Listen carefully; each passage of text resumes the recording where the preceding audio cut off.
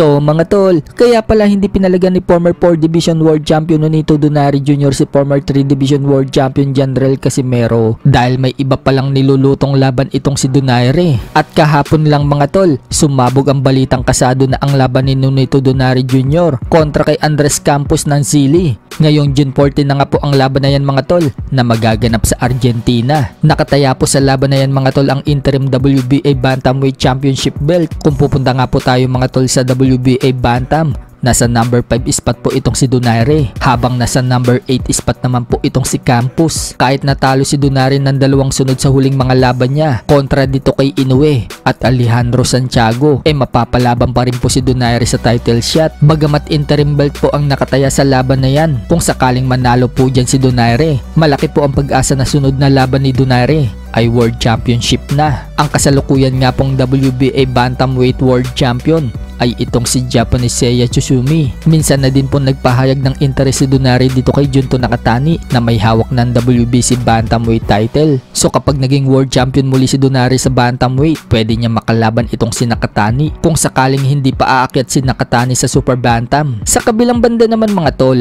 nito nga lang pong nakalipas na araw, biglang bumanat po itong si Milan Melindo kay Casimero. Dati nga pong tagapagtanggol ni Casimero itong si Melindo, pero bigla na lang itong nagpost sa kanyang FB tungkol dito kay Casimero. Aniya, minsan daw pinaglalaban niya si Casimero dahil world champion umano ito at dapat daw irespeto kahit daw gaano kapangit ang ugali nito in person. Nakikita daw ni Melindo na ginagamit daw ni Casimero ang pag-aangas niya para mag-hype at makakuha na magandang laban, pero ngayon unti-unti na daw lumulutang na inaabuso daw ni Casimero ang kasikatan niya dahil daw sa pambubuli nito sa mga kapwa Pilipinong boksingero. Mataas naman daw ang IQ ni Casimero sa itaas ng ring. Bakit daw hindi niya ito gamitin sa totoong buhay? Kung sino-sino daw ang hinahamon ni Casimero, nagkagulo-gulo din daw ang boxing career nito dahil daw sa ugali niya. Hindi nga daw alam ni Melindo mga tol kung kay Cuadro Alas o kay Jason Casimero nang gagaling yung yabang. Masyado na daw mataas ang tingin ni Casimero sa sarili niya. Maging si Nonito Donaire Jr., hindi na daw nito nire-respeto. So sinagot nga po ng kapatid ni Cuadro Alas na si Jason Casimero ang mga sinabi ni Melindo. Wika ni Jason Casimero mga tol, gusto lang daw sumikat ni Melindo kaya daw siya nagpo-post ng ganyan, pero dapat noon pa daw niya ito ginawa. Ngayon daw kasi hindi na daw yan tatalab.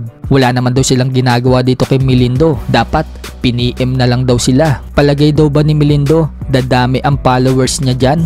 Hindi porket magaling daw siya magsalita ay nasa tama na daw siya. Tapos yung post daw ni Melindo, nakapin pa daw yung YouTube channel. Kaya parang sinasabi po dyan ni Jason Casimero mga tol na nagpapadami lang ng followers itong si Melindo. Dagdag pa ni Jason mga tol, ano daw yung sinasabi ni Melindo na kung sino-sino daw ang hinahamon nila? Dapat pala kasama daw si Melindo sa mga hinahamon nila. Dapat daw nag-PM na lang si Melindo sa kanila para maisali daw siya. Sinagot naman po yan ni Melindo mga tol at sinabing hindi daw niya kailangan ng followers. Iba daw ang content niya, pang learning daw sa boxing. Minsan na nga daw niyang pinagtatanggol sila, nadawit pa nga daw ang pangalan niya. Ang masasabi lang daw niya, nasasayangan lang umano siya sa laki ng pangalan sa industriya sa boxing ni Casimero. Marami daw kasi ang umahanga kay Casimero, kaso marami daw itong sinasagasaan ng mga kapwa boksingero. So hati-hati naman po ang opinion ng mga Pinoy fans mga tol. May pumapabor dito kay Casimero, may pumapabor din kay Melindo, pero may mga nagsasuggest naman mga tol kung si Casimero na lang daw at Melindo ang maglaban. Total, hindi naman daw natuloy ang laban ni Casimero dito kay Nonito Donaire Jr.